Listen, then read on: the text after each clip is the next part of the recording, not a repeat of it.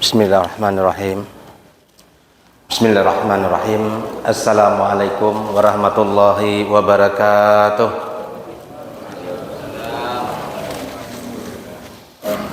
Pergi ke pasar membeli daun salam. Jangan lupa membeli buah nanas. Yang tadi semangat jawab salam, saya doakan hutangnya pada lunas. Alhamdulillahirabbil alamin, nahmaduhu wa nasta'inuhu wa nastaghfiruh wa na'udzu billahi min syururi anfusina wa min sayyiati a'malina, may yahdihillahu fala mudhillalah wa may yudlil fala hadiyalah. Asyhadu an la ilaha illallah wahdahu la syarikalah wa asyhadu anna Muhammadan abduhu wa rasuluh allazi la nabiyya ba'dah. Allahumma shalli wa sallim wa barik ala sayidina Muhammad wa ala alihi wa sahbihi ajmain wa man tabi'ahum bi ihsanin illa yaumiddin, amma ba'd. Qala Allah Ta'ala fil Qur'anil Karim, a'udzu billahi minasyaitonir rajim. Syahrul Ramadan allazi unzila fihil Qur'an hudan linnasi wa bayyinatin minal huda wal furqan, ila akhir ayat. Bapak Ibu hadirin jamaah salat zuhur rahimakumullah, puji dan syukur kita panjatkan kehadirat Allah Subhanahu wa taala atas segala limpahan rahmat, taufik dan hidayah serta nikmat-nikmatnya yang tak terhingga, nikmat iman, nikmat Islam, nikmat kesehatan dan waktu luang. Sejenak kita tinggalkan aktivitas duniawi kita sebagai bentuk ketaatan kepatuhan kita kepada perintah Allah, melaksanakan fardu zuhur. Mudah-mudahan segala amal ibadah, aktivitas yang kita jalani senantiasa diterima, diridhoi oleh Allah Subhanahu wa taala. Salawat beriring salam semoga tercurah tetap terlimpah pada qudwah kita, uswah tauladan dalam menata hidup dan kehidupan, yakni baginda Rasulullah Muhammad sallallahu alaihi wasallam, nabi akhir zaman. Mustahil ada nabi setelahnya. Sering saya sampaikan, saya tekankan di berbagai kesempatan pesan ini, bahwa masih aja ada orang yang mengaku-ngaku jadi nabi. Belum lama di Sumatera Barat, Pasaman tepatnya, itu sebelum Ramadan, ada seorang yang lagi galau, lagi pusing, stres, malam-malam ngaku dapat mimpi ketemu malaikat Jibril dan dia mengproklamasikan menjadi nabi. Dan anehnya masih ada aja orang yang mempercayai dan jadi pengikutnya. Oleh karena itu, bagi kita sebagai umat Rasulullah yang meyakini Ahlus Sunnah wal Jamaah, keyakinannya bahwa Nabi Muhammad itu khataman nabi, nabi penutup dari seluruh nabi dan rasul, nggak akan ada lagi nabi setelahnya. Itu keyakinan kita. Mudah-mudahan salawat dan salam juga terlimpah kepada keluarga, para sahabat dan para pengikutnya yang istiqomah dalam menjalankan ajaran dan risalahnya. Mudah-mudahan kita semua termasuk golongan umatnya yang kelak akan mendapatkan syafaatul uzma dan digolongkan kepada orang-orang yang dimasukkan ke dalam surganya Allah Subhanahu wa taala. Amin Allahumma amin. Bapak Ibu hadirin sekalian, bulan Ramadan adalah di mana sama-sama kita memahami, mengetahui bahwa bulan Ramadan diturunkan Al-Quran, yang kita akrab menyebutnya Nuzulul Quran. Tanggal 17 Ramadan udah berlalu beberapa hari yang lalu. Semua instansi baik swasta maupun pemerintahan juga mengadakan yang namanya Nuzul Quran. Begitu pentingnya Al-Quran dalam kehidupan manusia, wabil khusus orang-orang beriman. Dalam ayat tadi dijelaskan oleh Allah, Syahrul Ramadan allazi unzila fihil Quran. Di bulan Ramadan itu diturunkannya Al-Quran. Untuk apa? Menjadi petunjuk bagi manusia. Nah, ini secara umum Al-Quran ini untuk manusia. Hudan linnas, petunjuk bagi manusia. Wa bayyinatin minal huda wal furqan, sebagai penjelas tentang segala sesuatu yang menyangkut kehidupan umat manusia. Wal furqan, sebagai pembeda. Nah, Al-Quran ini sebagai pembeda mana yang hak, mana yang batil, mana yang halal, mana yang haram. Nah, dalam bulan Ramadan ini kita mentadaburi adalah tingkatan yang levelnya lebih tinggi daripada hanya sekedar kita punya target menghatamkan baca Al-Quran dalam satu bulan Ramadan ini minimal sekali. Itu bagus. Kita tingkatkan interaksi kita dengan Al-Quran. Yang kedua, membaca tafsirnya, terjemahannya, ya bahasa kita tuh terjemahannya dalam satu bulan. Kalau bisa kita bisa menyelesaikan membaca arti daripada yang kita baca itu. Bagaimana mau menjadi petunjuk kalau kita tidak paham, nggak ngerti artinya yang kita baca itu? Nah, tahap berikutnya adalah tadabur, tafakur, mengkaji, menghayati makna dari ayat demi ayat yang ada dalam Al-Quran. Nah, tentunya kita mungkin levelnya tidak seperti ulama-ulama yang sudah memiliki berbagai disiplin ilmu untuk menafsirkan ayat demi ayat itu. Belum sampai level kita. Karena ada beberapa disiplin ilmu, ilmu mantik, ilmu balaghah, ilmu nahwu sarf, bahasa Arab, semua itu didukung. Kalau membaca umum, kalau membaca terjemahan lebih mudah untuk mentafakuri ini, menafsirkan itu. Tidak semaunya akal, ra'yu, hawa nafsu manusia, enggak. Nah, dalam ayat demi ayat sampailah kita mencoba mentafakuri bahwa dari awal muasalnya penciptaan jin dan manusia, Allah menjelaskan wa ma khalaqtul jinna wal insa illa liya'budun. Udah lama kita hafal ayat ini, sering kita mendengar ayat ini, masih kecil udah sering kita akrab sekali. Dalam surat Az-Zariyat ayat 56. Tidaklah aku menciptakan jin dan manusia, kata Allah, kecuali untuk beribadah. Nah, ini persamaannya. Persamaan jin dan manusia sama-sama beribadah. Sejalannya waktu beriringnya kehidupan manusia dan jin ini, memang ada manusia yang beriman, ada manusia yang kafir. Ada jin muslim, ada jin kafir. Dan pada akhirnya nanti ketika umur mereka sampailah kepada ajalnya, puncaknya datang hari berbangkit, hari kiamat, maka semua akan dihisap oleh Allah. Jin dan manusia ini sama-sama juga akan banyak yang menghuni, mengisi neraka jahanamnya Allah. Dalam Al-A'raf, surat Al-A'raf, surat ke-7 ayat 179, Allah jelaskan, walaqad zara'na li jahannama katsiran minal jinni wal ins. Nah, lagi-lagi digandeng. Sungguhnya aku akan penuhi isi neraka jahanam itu, kata Allah, terdiri dari golongan jin dan manusia. Jin dan manusia. Nah, ini persamaannya. Tujuan awal sama-sama ibadah, tapi ada yang ingkar, ada yang kafir, ada yang durhaka, ada yang pembangkang. Dua makhluk Allah inilah yang selalu membuat dosa.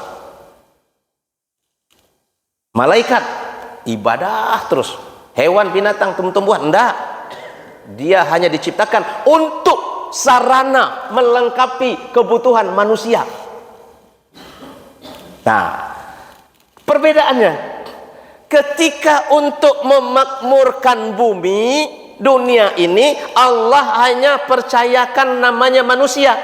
Dalam Al-Quran surat Al-Baqarah yang awal-awal kita juga sering mendengar tentang penciptaan Adam, ayat 30, wa idh qala rabbuka lil malaikati inni ja'ilun fil ardh khalifah. Ingatlah ketika Allah mengumpulkan para malaikatnya, penduduk langit, yang orang izin waktu itu, Azazilnya, iblisnya udah ibadah sama Allah ratusan tahun lamanya, taatnya kepada Allah. Tapi ketika Allah ingin mengutus yang namanya manusia ke muka bumi untuk menjadi dutanya Allah, wakilnya Allah, menjadi khalifah untuk memakmurkan, melestarikan alam semesta bumi ini, kita tidak pernah diwajibkan oleh Allah mengotak-atik, merubah, bikin gunung, bikin laut, bikin danau. Tidak. Allah suruh kita melestarikan, menjaga. Tidak ada inovasi-inovasi ini, nggak disuruh. Masalah dunia ya, masalah alam semesta beda. Misalnya jalan tol, gedung, itu lain lagi. Ini lain konteksnya. Secara umum Allah tak mau manusia ini merusak alam. Disuruh nikmati, tempati, syukuri, itu kita. Nah, di sini jin tidak ikut, tidak diberi amanah oleh Allah untuk menjadi khalifah, hanya manusia. Walaupun pada beberapa makhluk seperti malaikat awalnya keberatan, awalnya mengajukan interupsi, proteslah bahasa kitanya. Tapi setelah Allah menjelaskan dengan argumen-argumen malaikat akan membuat pertumpahan darah, akan membuat kerusakan dan seterusnya, Allah menjelaskan, kemudian malaikat tunduk, sujud dan memberi hormat kepada Adam, kecuali iblis. Illa iblisa aba wastakbar, dia takabur, dia sombong, ingkar, tidak mau tunduk pada Allah. Nah, selanjutnya setelah dunia ini diisi oleh manusia, yang melakukan kerusakan juga manusia. Jin nggak ikut-ikutan di sini. Allah jelaskan dalam surat Ar-Rum ayat 41. A'udzubillahi minasyaitonir rajim. Zaharal fasadu fil bahri wal bahr bima kasabat aydin nas liyuzikahum ba'dallazi amilu la'allahum yarji'un. Telah tampak kerusakan di darat, di laut karena ulah tangan manusia. Jin nggak ikut di sini. Tidak ada ikut-ikutan andil jin dalam merusak alam ini. Kenapa Allah menggunakan tangan? Kenapa Allah nggak menggunakan kaki di sini? Nggak menggunakan hatinya, pikirannya, otaknya, tapi kenapa Allah gunakan tangan di sini? Bi aidin nas. Rupanya ahli mufasir menjelaskan ada dua maksud. Yang pertama, memang secara individu, perorangan, Pak Tani melakukan pengrusakan alam, dia menebang pohon semaunya, tidak mengiringi dengan reboisasi, penanaman kembali. Ada lagi yang penambang-penambang yang nggak mengindahkan kestabilan ekosistem dan dampak lingkungan, makanya dia dikatakan dia secara fisik, perorangan atau berkelompok kecil akan melakukan kerusakan. Itu bisa terjadi. Skalanya kecil, individu. Yang kedua, tangan yang dimaksud Allah di sini mengkiaskan adalah seret, tanda tangan, kekuasaan, jabatan, kewenangan. Semakin tinggi jabatan seseorang, semakin hebat dan dahsyat daya rusak yang ditimbulkan dari kebijakan hanya tanda tangan di selembar kertas. Ini yang terjadi di darat, hutan-hutan daratan diserobot, digarap, dieksploitasi, hasil alam segala macam, memikirkan keuntungan sesaat, tidak memikirkan keseimbangan alam dan ekosistem. Maka terjadilah berbagai macam gejolak dan hal-hal yang timbul dari ulah tangan manusia ini, baik secara individu maupun kekuasaannya, membuat kerusakan yang mengakibatkan rusaknya perputaran siklus kehidupan, mata rantai makanan dan jalur air. Sudah menjadi sunatullah bahwa air itu dari tempat yang tinggi mengalir ke tempat yang rendah. Nah, sekarang dirusak oleh manusia laut, diuruk, dipagar, lalu air nanti mau di mana?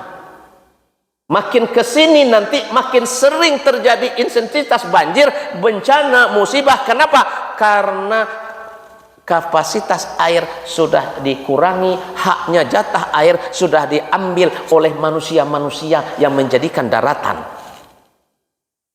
Sebuah logika kita, di rumah kita ada bak ember yang besar, kita isi penuh, full, kemudian kita masukkan batu bata 3 atau 2 biji. Pertanyaannya, kira-kira air itu luber atau surut atau berkurang? Ayo Pak, kira-kira air itu luap, luber, atau diam aja atau kurang? Pasti meluap. Nah, ini artinya apa? Kita waktu sekolah dulu, kecil-kecil dulu, belajar tentang geografi, geofisika dan seterusnya, itu matahari kan menyinari air, wabil khusus air laut, danau, kemudian menguap, menggelembung naik ke atas, ditiup oleh angin menjadi awan, diarahkan ke pegunungan. Udah ditunggu di situ pohon-pohon belantara yang akan siap menahan namanya air hujan berdiam di muka bumi, menjadi rahmatlah hujan itu, memberikan kehidupan buat makhluk-makhluk. Tapi hari ini ketika musim hujan datang, musibah banjir di mana-mana. Ketika musim panas, kekeringan di mana-mana. Kenapa? Air tidak lagi berdiam di bumi. Tidak ada lagi hutan-hutan yang seharusnya menampung. Bagian pegunungan dibikin villa, dibikin bangunan-bangunan yang tidak lagi menahan air. Situ-situ purba, kali-kali purba, rawa-rawa sudah tidak ada. Lalu air mau mengalir lewat mana? Sampailah di laut. Laut pun sudah diuruk, sudah berkurang jatah air. Terjadilah luapan di mana-mana, kita merasakan. Saya di Bantaran Ciliwung, jamaah sekalian, kemarin puncak-puncaknya 2 hari kena musibah banjir, sampai ngungsi juga. Oleh karena itu, para ahli, para pakar, para ilmuwan dari berbagai latar belakang agama, ras dan benua berkumpul beberapa tahun yang lalu di Tokyo, di Jepang. Mereka memberikan sebuah kesimpulan tentang air yang ada di dunia ini. Apa kesimpulan mereka setelah melakukan pengkajian, riset, penelitian? Mereka meyakini bahwa mulai awal dunia ini, bumi ini diciptakan sampai hari kiamat, air itu ternyata tidak berlebih, tidak berkurang. Stabil air itu ada di alam bumi ini. Ternyata mereka menyimpulkan bukan tanpa dasar. Ternyata dalam Al-Quran Allah jelaskan tentang hal ini, dan di antara peneliti-peneliti itu banyak yang mu'alaf masuk Islam karena keilmuannya itu sudah tertuang dalam Al-Quran. Surat Al-Mu'minun ayat 18, Allah jelaskan tentang air ini. A'udzubillahi minasyaitonirrajim. Wa anzalna minas sama'i ma'an biqadarin fa askannahu fil ardh. Sesungguhnya akulah yang menurunkan air dari langit sesuai ukuran kadarnya. Jadi Allah nggak akan menyiksa hambanya, Allah nggak akan memberikan bencana sebenarnya sesungguhnya pada hambanya. Tapi manusia inilah, hamba inilah yang mengundang murkanya Allah. Karena ulah tangannya itu, setelah Allah jelaskan tadi, telah terempak kerusakan, zaharal fasadu fal bahri wal bahri bima kasabat aydin nas liyuzikahum ba'dallazi amilu la'allahum yarji'un. Ini yang diinginkan oleh Allah. Dengan adanya musibah, nyawa melayang, harta hilang, kesedihan, tangisan, nestapa di mana terjadi, itu agar Allah tampakkan dari akibat ulah tangan-tangan manusia tadi, Tujuannya apa? La'allahum yarji'un, kata Allah. Semoga mereka kembali kepadaku, kata Allah. Apa maksud kembali kepadaku? Kembalikanlah alam ini sebagaimana mestinya. Jangan dirusak, karena alam ini sudah menjadi haknya Allah yang mengatur, manusia hanya menjaga, melestarikan. Fitrah manusia, alam ini sesuai dengan penciptaannya. Maka Allah menekankan, fa'akim wajhaka lid-dini hanifa fitratallahi allati fataran nasa 'alaiha la tabdila li khalqillah walakinna aksaran nasi la ya'lamun. Hadapkanlah wajahmu, hadapkanlah hatimu kepada agama yang lurus, yang fitrah, tidak ada perubahan atas penciptaan itu, kata Allah dalam surat Ar-Rum ayat 30. Jamaah sekalian, inilah tadabbur, inilah pengkajian. Ayat demi ayat, sambung menyambung, menjadi sebuah kepahaman bagi kita, bahwa kita meyakini bahwa di balik semua kerusakan alam ini yang dilakukan oleh manusia, itu namanya mengundang murkanya Allah. Ini secara fisik, belum lagi secara moral, secara sosial, secara mental. Apa moral? Maraknya penyimpangan-penyimpangan orientasi seksual LGBT, itu mengundang murkanya Allah. Maraknya anak-anak, kenakalan remaja, pergaulan bebas, mengundang murkanya Allah. Maraknya narkoba, minuman keras, juga akan mengundang murkanya Allah. Nah, secara mental, melahirkan mental-mental yang rakus, yang tamak terhadap dunia, gemarnya korupsi, gemarnya maling uang rakyat. Dan ini tertuang dalam informasi KPK dan Kejaksaan Agung. Liga, klasmen sementara Liga Korupsi Indonesia, urutan pertama dipegang oleh Pertamina 968,5 T. Kemudian disusul urutan kedua Liga Korupsi Indonesia Timah, PT Timah kemarin 300 T. Dilanjutkan BLBI urutan ketiga 138 T. Dan kemudian penyerobotan lahan yang dilakukan di daratan Sumatera, Kalimantan, Sulawesi 78 T. Kemudian PT TPPI 37,8 T dan Asabri 22,7 T, Jiwasraya 16,8 T, berikutnya dan terakhir Senturi 7 T. Bayangkan kerusakan yang dibuat oleh manusia ini meliputi baik fisik maupun mental, moral. Nah, kembalilah kita kepada Allah. Bulan puasa, kita mulai pribadi kita, pribadi yang taat, yang soleh, ya mulai dari pribadi kita, jangan sampai merusak lingkungan. Usahakan kita selalu adanya sebuah kerjasama di tengah masyarakat. Ketika ada hal-hal yang tidak baik, bekerja sama kita dengan unsur terkait, ya RT-nya, RW-nya. Apa ini? Kalau terjadi musibah, bencana, bala, kata orang-orang, tidak hanya mengenai orang yang berbuat zalim saja, bukan hanya yang cekek botol saja, enggak, semua yang di kampung itu kena, karena enggak ada kontrol sosial. Dalam Al-Quran surat Al-Anfal, ya, ayat 25, Allah jelaskan, wattaqu fitnatan la tusibanal ladzina zalamu minkum khassah.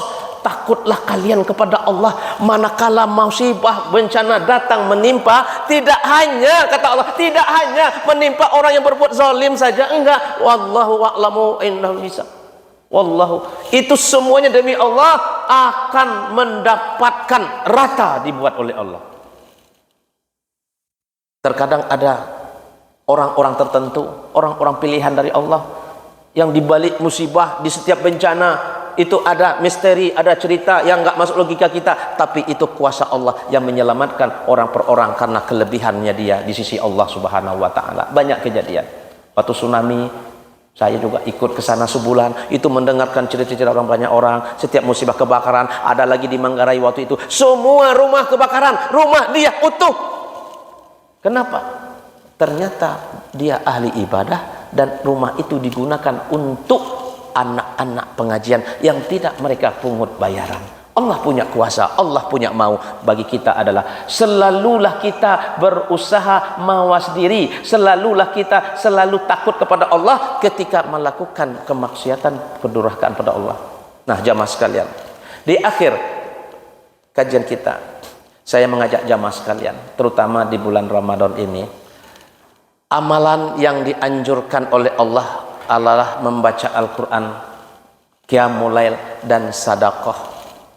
Sedekah merupakan amalan sepertinya ringan, tapi sedekah inilah yang Rasulullah tekankan di bulan Ramadan. Kenapa? Bersedekah itu pahalanya, ganjarannya sangatlah luar biasa di sisi Allah, baik ketika kita sakratul maut maupun di alam barzah, terlebih nanti di padang mahsyar akan menjadi penyejuk, menjadi hijab bagi kita dikala matahari itu sejengkal dari kepala. Di alam barzah bagaimana mereka mendapatkan terang benderangnya, mendapatkan suatu kesejukan ketika dengan sedekahnya. Maka ratusan miliaran manusia di alam barzah itu selalu bermohon kepada Allah untuk dikembalikan ke dunia walaupun hanya sesaat. Untuk apa? Untuk bersedekah. Ada dalilnya Ustaz, surat Al-Munafikun ayat 10. Wa anfiqu mimma razaqna min qabli ayatikumul maut fayaqulu rabbi laula akhartani ila ajalin qarib fa asaddaqa wa aku minas solihin. Ini dasarnya. Hendaklah kamu, segeralah kamu bersedekah sebelum datang kematian di antara kalian.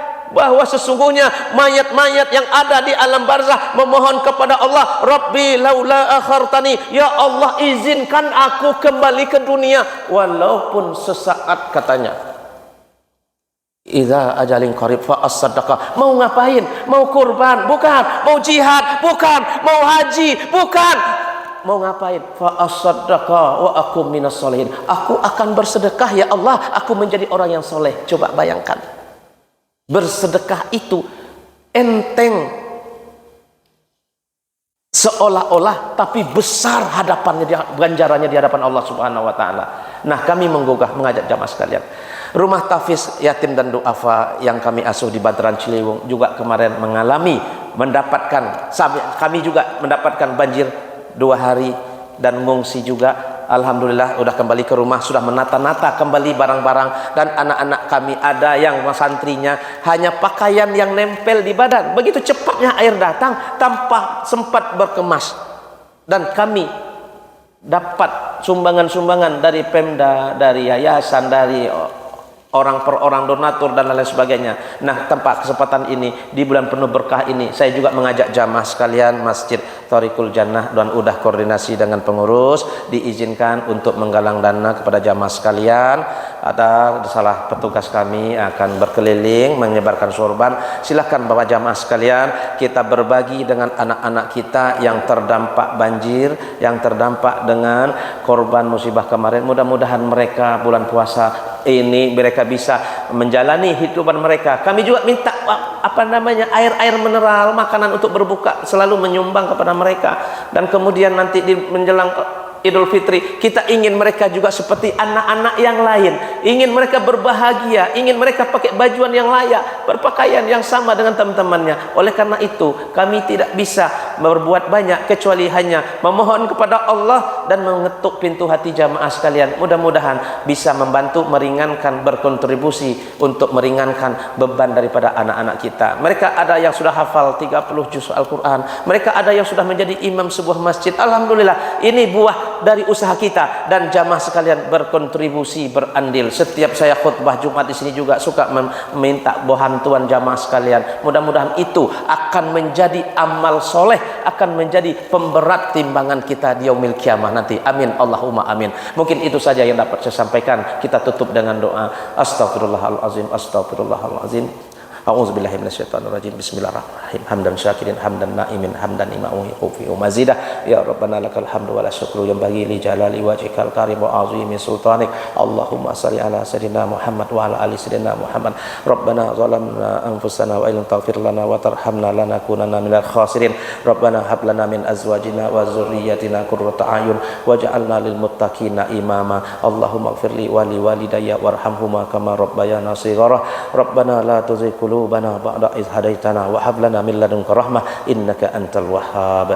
Rabbana atina fid dunya hasanah wa fil akhirati hasanah wa qina azabannar. Jamaah sekalian, terima kasih atas perhatian. Mohon maaf atas segala kekurangan.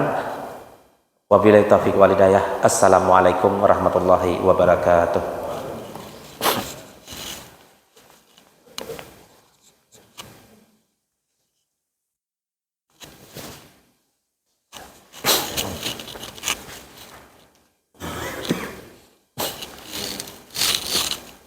Pak Haji. Siap, siap, ayo.